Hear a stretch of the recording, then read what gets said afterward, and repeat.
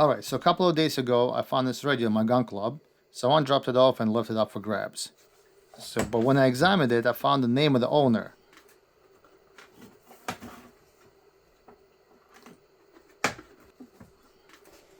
Otto, and I'm not sure how to pronounce the last name.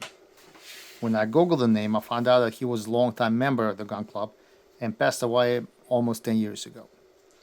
The obituary also told me that Otto immigrated from Yugoslavia to the United States in 1950 when he was 14 years old.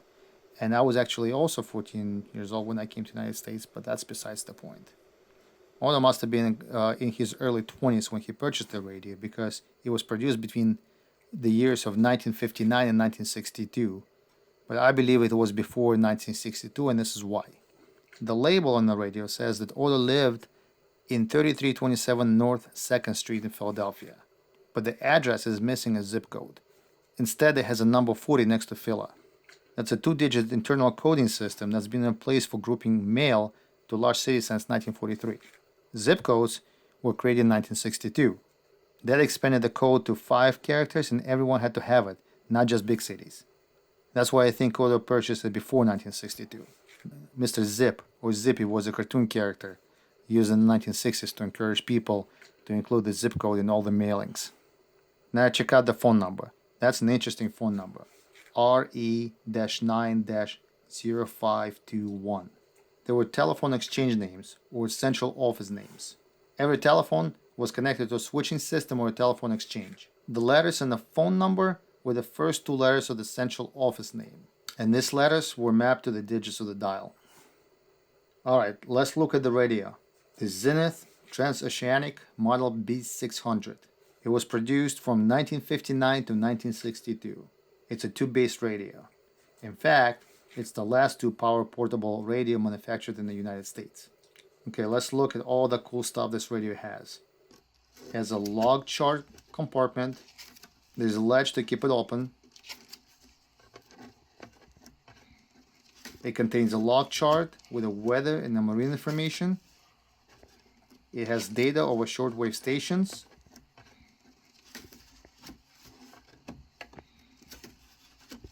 Pretty handy dial or map that converts time of any place in the world. You got your tuning dials,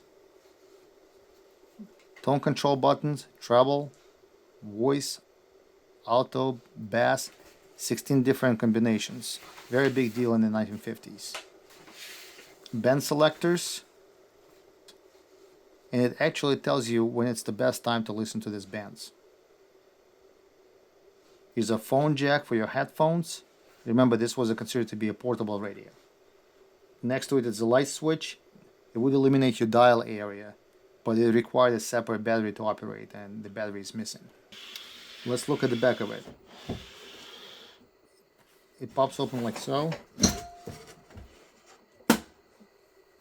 We still have an operating guide that came with it, right in this area where a large battery pack would go. And if you'll be using battery, you would plug the power plug into a socket. The battery will give you about 150 hours of operation. You could plug your record player or a phonograph and use the radio as an amplifier. One of the coolest features of this radio is the wave magnet antenna. You need to unscrew the thumb screws first. Like that. Come on. All right.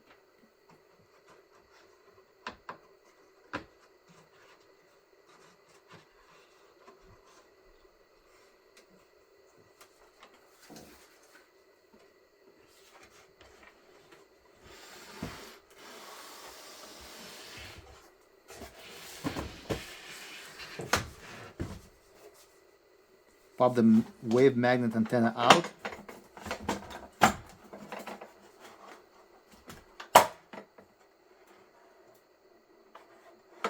Then you can rotate it any way you want it.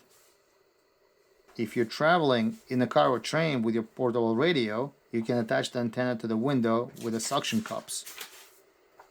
Let's turn on and see what we can hear. This radio has a very cool retractable power cable.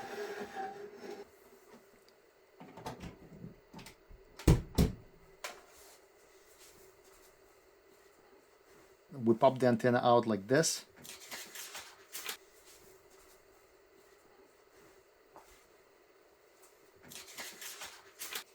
Turn the dial on.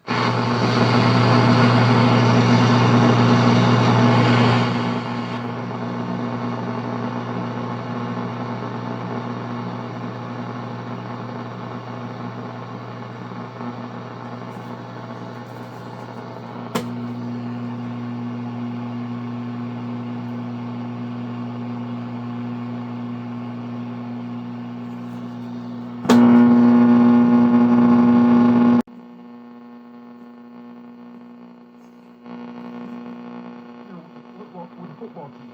Oh, you're cussing out the rookies? Well, you should have been here every day in training camp. Why are you not practicing every day like we are? Are you hurt or you not? So there would have been a lot of... Book of Numbers, chapters 31 to 30. Join us tomorrow. We'll be reading in Numbers chapters 34. So we cannot hear much, and that would make sense. Back when I was younger, shortwave radio was the go-to source for news all over the world. BBC World Service, Radio Moscow, Radio Berlin, and so on. Today, none of them left, almost none.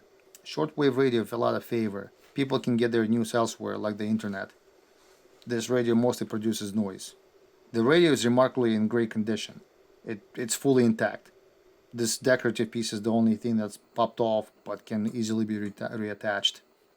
Odo took a great care of it. He obviously treasured this radio. He kept it since he was a young man, almost from the time when he came to the United States. I want to make sure that it does not end up in trash pile somewhere. I'm going to try to find a radio enthusiast that would find a value in it. I hope you guys enjoyed this little overview. Peace.